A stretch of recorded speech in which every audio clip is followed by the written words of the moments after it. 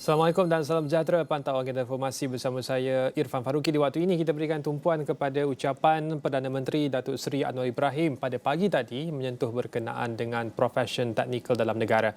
Yang mana Perdana Menteri Datuk Seri Anwar Ibrahim mahu pelaksanaan kajian sistem saraan perkhidmatan awam ketika ini dapat memberi maklum balas positif melibatkan kenaikan gaji yang drastik.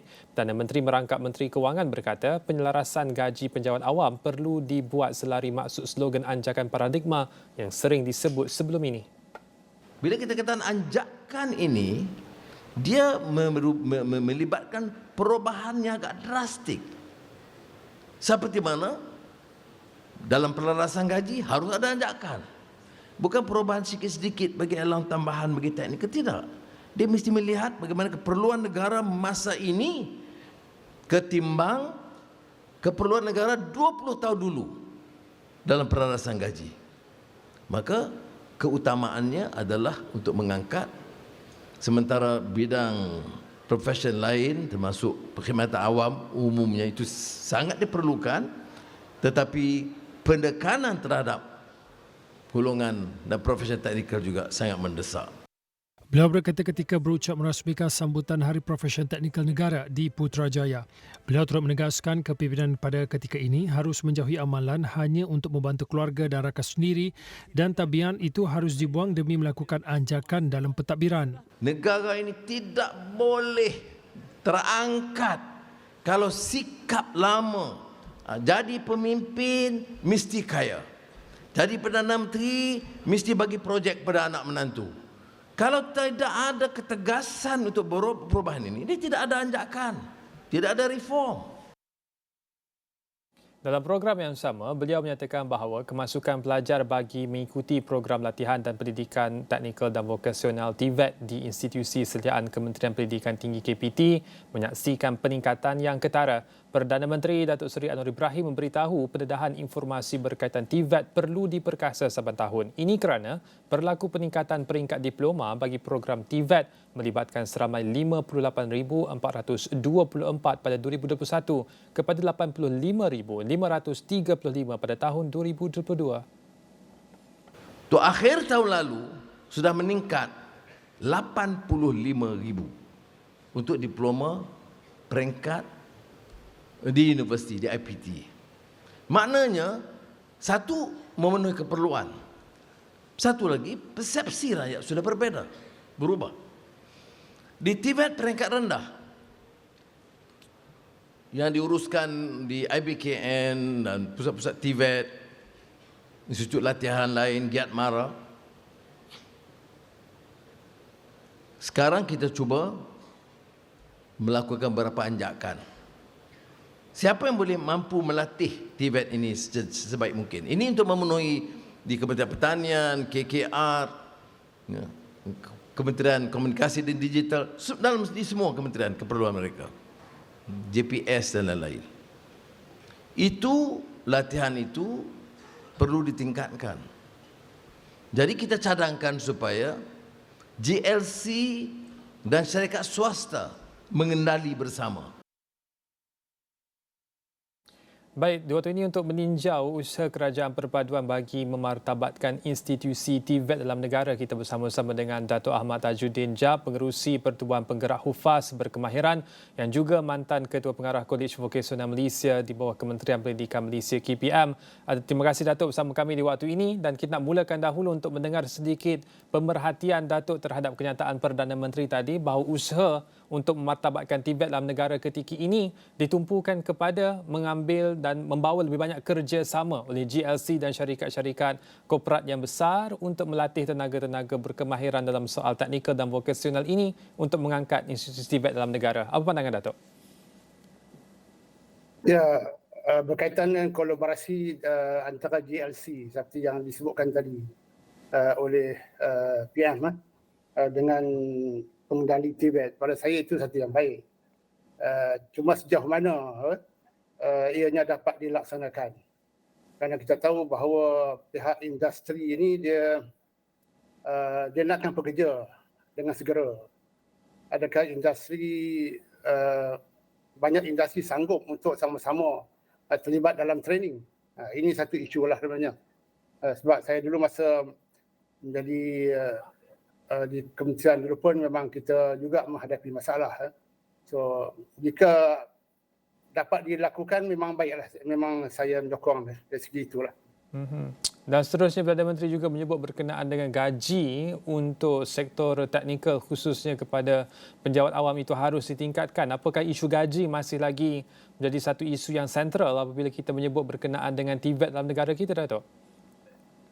Okey, gaji dia satu perlu dilihat dari segi produktiviti dan juga kemampuan syarikat untuk membayar gaji yang lebih tinggi. So kalau pendapatan syarikat dapat ditingkatkan, maka mereka boleh menggaji pada tahap yang lebih tinggi.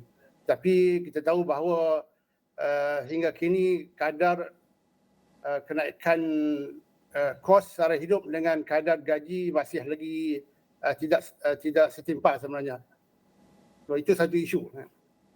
Ya, dan Datuk juga melalui perkongsian dan perbualan kita sebelum kita ke udara, Datuk ada berkongsikan berkenaan dengan membangun minat di kalangan para murid berkenaan dengan khususnya pendidikan dan latihan teknikal vokasional ini seharusnya bermula daripada sekolah supaya mereka tidak hanya terus tenggelam ke dalam arus akademik perdana semata-mata, seharusnya membina minat terhadap isu-isu teknikal dan juga vokasional ini pada usia yang lebih awal. Jadi dalam konteks itu, ini mungkin cabaran yang ketiga kita sentuh dalam masa yang singkat ini.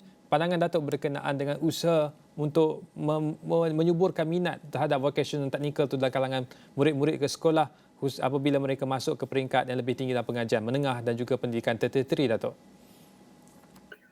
Ya, TVET sebenarnya bermula daripada keperluan TVET. Keperluan TVET sebenarnya bermula dari sistem persekolahan lagi. Kerana kita dapati pada sesuatu kohort pelajar seramai 450,000 satu kohort pelajar, tak kira sama ada tingkatan 1, 2, 3 dan sebagainya.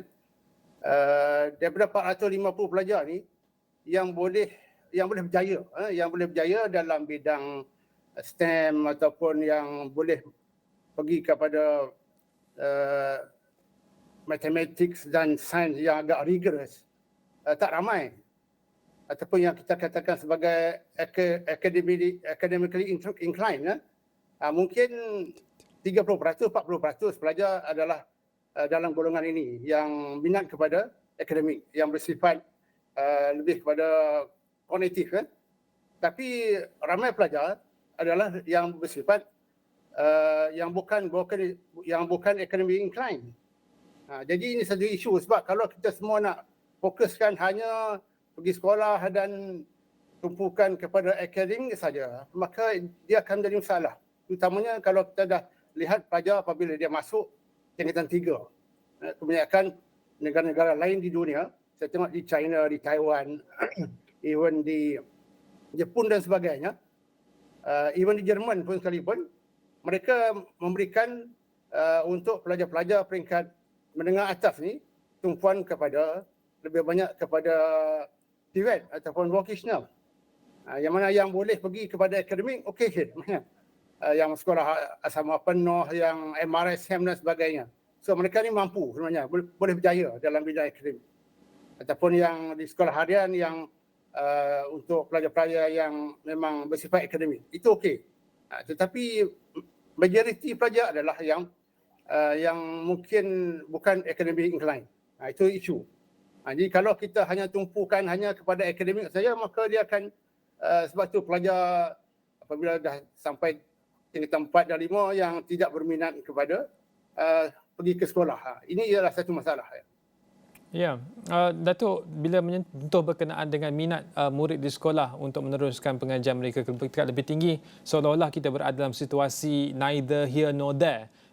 Peringkat STEM, sains, teknologi nampak minatnya kurang, kemahiran juga nampak jalan yang jelas untuk para murid, dan dalam beberapa hal yang lain juga seolah-olah murid ini tidak ada masa depan yang dicorakkan dengan jelas sejak daripada tempoh pendidikan mereka di peringkat rendah dan juga di peringkat sekolah menengah. Dalam hal itu, bagaimana Datuk melihat seharusnya kita lakukan untuk pastikan bahawa sekurang-kurangnya seperti yang Datuk nyatakan tadi, minat itu sudah punya cungkir daripada awal dan jalan itu terus dibuka sejak daripada usianya awal dan boleh terus sehingga peringkat lebih tinggi, Datuk? Okey, kita sebenarnya mampu buat. Kerana kita dah banyak pusat-pusat latihan kemahiran ini, latihan TVET ni, yang tetapi masalahnya kita ada banyak sangat player. Ada 12 player sebenarnya dalam kementerian-kementerian ni, ada 12 kementerian yang melaksanakan TVET. Kemampuan Kementerian Pelajaran untuk memberikan pendidikan vocational ni sangat terhad. Mungkin setahun pengambilan hanya 18,000 saja. Tetapi kohort pelajar yang saya sebutkan tadi ada 450,000, 30% yang kita katakan sebagai yang academy incline, maka selebihnya yang mungkin lebih daripada 200,000 orang pelajar. So ini sepatutnya mereka ni dichannelkan kepada kemahiran ataupun bidang seni, bidang sport dan sebagainya. Sebab mereka boleh berjaya dalam bidang begini. Bukanlah kita kata nak berjaya mesti akademik saja. Sekarang kita dah terima bahawa kemahiran pun boleh menjadi bidang yang pelajar boleh berjaya. Cuma kemampuan Kementerian Pelajaran untuk memberikan kemahiran vocational ataupun TVET ini sangat terhad. Tetapi kalau dibuat satu perubahan, reform, tadi pun PM sebut tentang reform. So kalau kita boleh betul-betul buat satu reformasi di mana pelajar-pelajar tingkatan 4, 5 ni boleh masuk ke kementerian-kementerian yang lain seperti ALP, Giat Mara, polis komuniti, maka itu akan membantu. Ataupun lebih baik lagi jika semua pusat-pusat latihan ini disatukan di bawah Kementerian Pelajaran. So itu lebih mudah, maknanya player tak banyak dan pihak industri pun lebih mudah untuk berinteraksi, berkomunikasi dengan satu ataupun dua kementerian saja. So, itu cadangan saya supaya dilakukan satu reformasi yang besar dalam bidang TVET ni, daripada 12 kementerian dijadikan kepada untuk mungkin dua saja, satu Kementerian Pelajaran, satu lagi Kementerian Pendidikan Tinggi. Maka kita ada tadi PM pun sebut ada yang disebut tentang TVET peringkat rendah. Lepas tu apabila mereka bersedia untuk melanjutkan pelajaran, mereka boleh pergi kepada TVET peringkat menengah di TVET peringkat atas di Kementerian Pendidikan Tinggi. So itu cadangan saya. Ya. Datuk, kita akan berehat seketika. Kembali selepas ini, kita nak menerusi lebih lanjut berkenaan dengan cadangan tersebut untuk menyatukan semua pemain-pemain TVET dalam negara dalam satu entiti sama ada di bawah satu kementerian ataupun bentuknya yang bagaimana. Kita akan jawab selepas ini dan juga menyentuh berkenaan dengan bagaimana untuk meningkatkan lagi kapasiti latihan TVET oleh institusi awam. Daripada 400,000 pelajar satu kohort hanya mampu melatih 18,000. Jadi ada banyak lagi ruang penambahbaikan di situ. Kupasannya selepas ini, kita berehat seketika.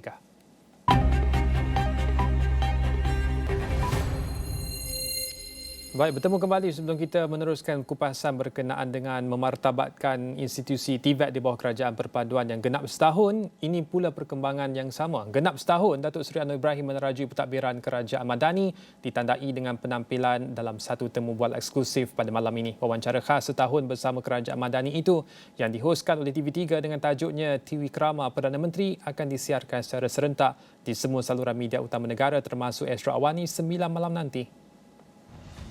Antara lain dalam temu bual itu, Anwar akan mengimbas tahun Kerajaan Madani serta memperinci hala tuju, matlamat dan cita-cita kerajaan. Selama setahun pentadbiran, pelbagai pencapaian dicatat sama ada di peringkat domestik atau global. Beberapa kerangka besar terutama dalam mereformasikan ekonomi telah dan sedang dilaksana kerajaan seperti kerangka ekonomi madani, Pelan Induk Perindustrian Baharu 2030 NIMP 2030, Pelan Hala Tuju Perahlian Tenaga Negara NETR dan sebagainya.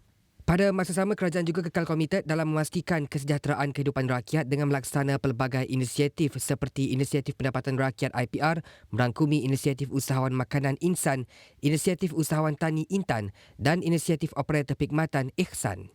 Seiring memberi pendedahan dan pemahaman kepada rakyat, kerajaan turut menganjurkan program setahun bersama Kerajaan Madani berkonsepkan Hari Kerajaan bersama pelanggan. Program 3 hari bermula 8 hingga 10 Disember ini akan berlangsung di Pekarangan Stadium Nasional Bukit Jalil. Menteri Komunikasi dan Digital yang juga jurucakap Kerajaan Perpaduan Fahmi Fadzil berkata program akan menjadi platform terbaik bagi rakyat untuk menyaksikan dan memahami segala pelaksanaan dasar, inisiatif serta pencapaian Kerajaan Perpaduan sepanjang tempoh 1 tahun pentadbiran.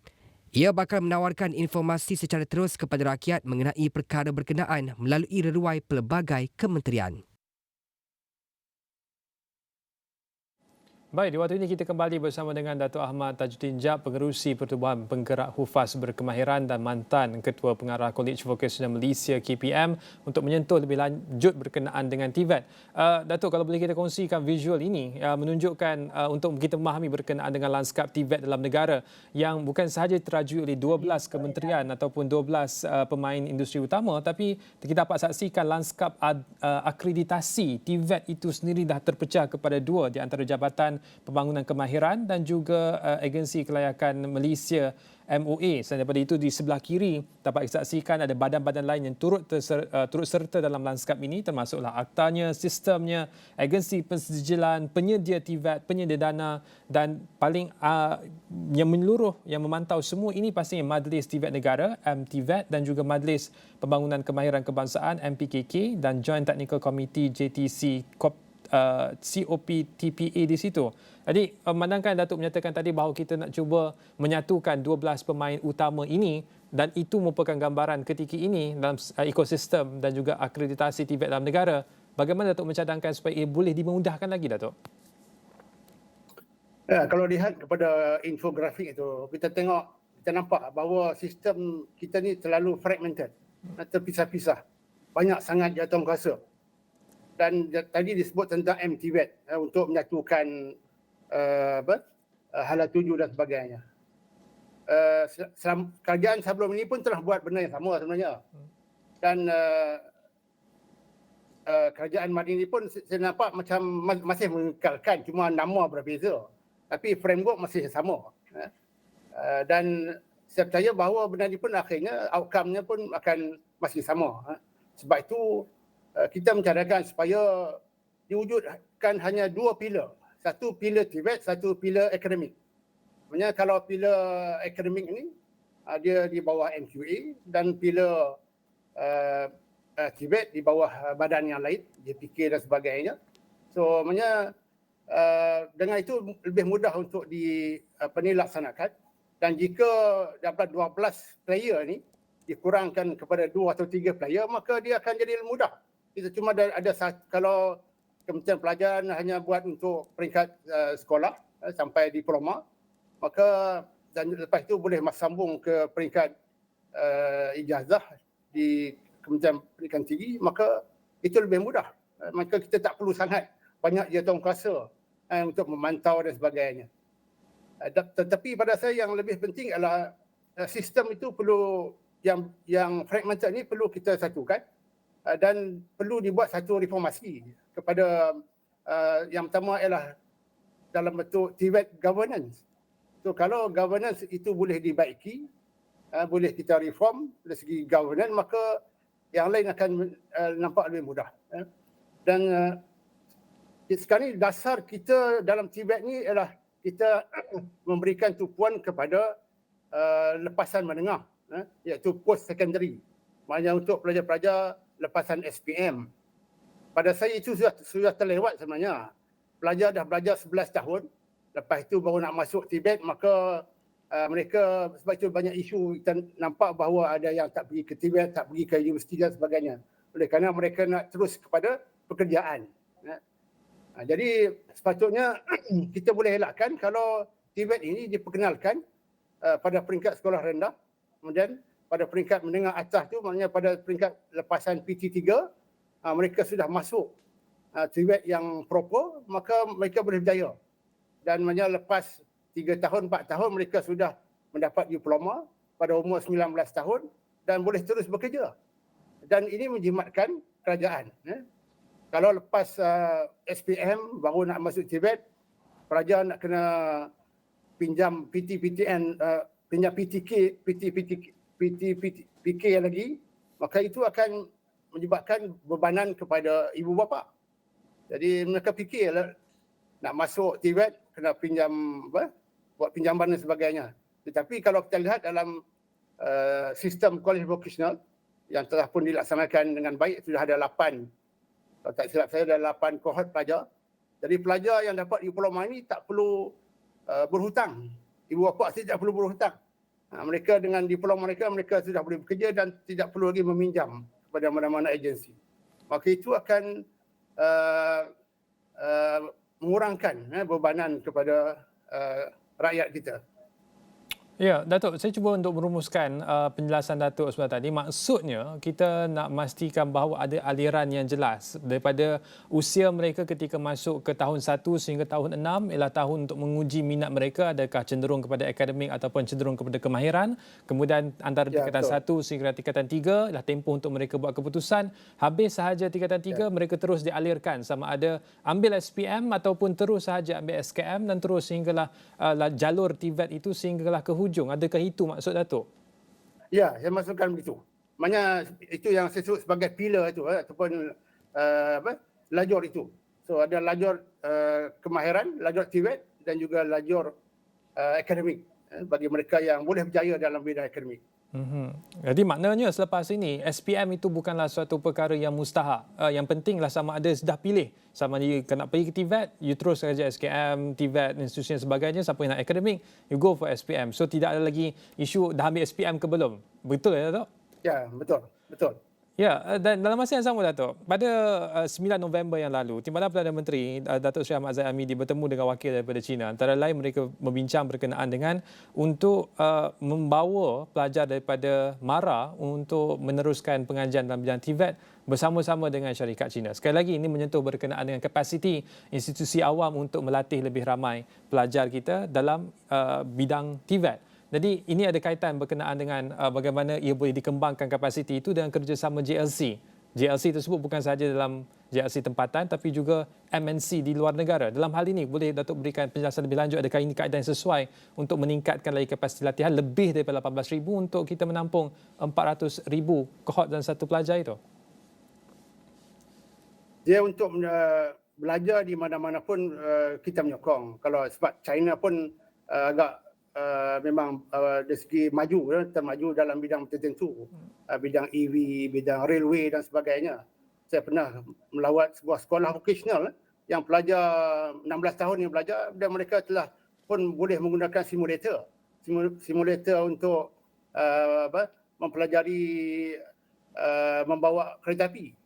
So itu memang canggih dan kita boleh belajar di mana sekalipun, tapi dari segi untuk meningkatkan kapasiti bagi Kementerian Pelajaran ini agak terhad. Seperti saya sebut tadi, kita cuma ada 90 saja kolej vocational di seluruh negara. Tetapi kalau agensi yang lain, pusat-pusat latihan yang lain dapat digembelengkan di bawah suatu kementerian, maka itu akan membesarkan kapasiti. Maknanya saya rasa kalaulah 12 kementerian ini seperti di MARA, di ALP dan sebagainya boleh digembelengkan di bawah Kementerian Pelajaran, saya percaya 60% pelajar pada peringkat tingkatan 4 tu sudah boleh memasuki bidang TVET sebenarnya, berbanding dengan hanya sekarang ni 7% saja. 18,000 tu adalah 7%. So 60% sudah boleh masuk ke TVET pada peringkat umur 16 tahun jika satu reformasi dibuat. Itu masuk saya. Dan sekali lagi, adakah maksudnya kita juga menuju ke arah idea, contohnya Proton, siapa yang nak ke arah teknikal untuk kejuruteraan automobil, Proton ada satu institusi TVET yang dikendalikan oleh syarikat tersebut dan didanai oleh syarikat yang sama. Kemudian mereka yang berminat boleh terus pengajian mereka dalam bidang TVET di bawah Proton. Bagi mereka yang minat dalam soal chemical, oil and gas ataupun tenaga baharu, boleh pergi ke institusi TVET yang diselia dan dijalankan oleh Petronas sebagai contoh, tetapi ia dipantau oleh KPF. Bukankah itu satu model yang baik untuk kita terapkan, Datuk? Okey, itu boleh dibuat jika ada GLC yang sanggup untuk melaksanakan kaedah yang Encik sebutkan tadi, maka baik. Memang dia boleh buat. Maksudnya pelajar sekolah pun sudah boleh masuk. Pelajar 16 pun sudah boleh masuk ke Proton, ke Petronas dan sebagainya. Cuma Kementerian Pelajaran boleh memantau. Tapi sejauh mana inisiatif itu boleh bertahan lama? Ini persoalan saya. How sustainable that program will be? Ini adalah satu soalan. Kalau mungkin setahun dua boleh dibuat. Adakah pihak Proton sanggup untuk jangka panjang 10 tahun, 20 tahun? Ini satu persoalan. Baik, terima kasih Datuk. Untuk pertama kalinya kita mengakhiri diskusi kita dengan persoalan yang harus dijawab untuk kita meneruskan usaha bagi memartabatkan TVET dalam negara. Terima kasih saya ucapkan kepada tamu kita, Datuk Ahmad Tajuddin Jab, Pengerusi Pertubuhan Pergerakan Hufaz Berkemahiran dan mantan Ketua Pengarah Kolej Vokasional Malaysia KPM untuk diskusi berkenaan dengan setahun kerajaan perpaduan bagi memartabatkan TVET dalam negara. Itu sahaja untuk waktu ini. Saya Irfan Faruqi. Salam hormat.